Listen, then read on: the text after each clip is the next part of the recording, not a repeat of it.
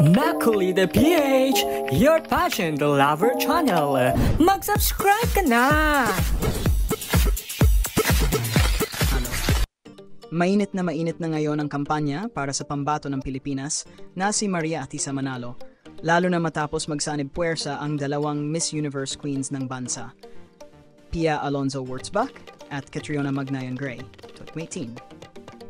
Kapansin-pansin sa kanilang Instagram stories ang matibay na suporta para kay Atisa, kung saan ibinahagi nila ang larawan ng kandidata na may mensaheng malinaw, magbayanihan tayo. Ayon kina Pia at Catriona, ito na ang panahon para muling ipakita ng mga Pilipino ang lakas ng sama-samang suporta, tulad ng ipinakita ng bansa noong sila ang lumalaban sa Miss Universe stage. Para sa kanila, ang laban ni Atisa ay hindi lamang laban ng isang babae, kundi laban ng buong sambayanang Pilipino na patuloy na tumatangkilik sa ganda at galing ng mga Filipina Queens. Binibigyang diin nilang mahalaga ang pag-engage ng fans ngayon, lalo na sa People's Choice Award.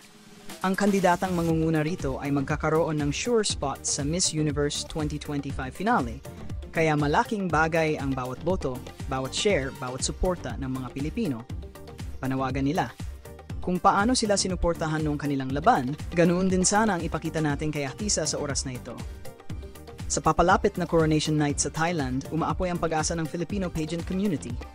At kung pagbabasehan ang pinagsamang puwersa ni Pia, Catriona at ng milyon-milyon taga-suporta, malinaw ang mensahe, hindi nag-iisa si Atisa Manalo.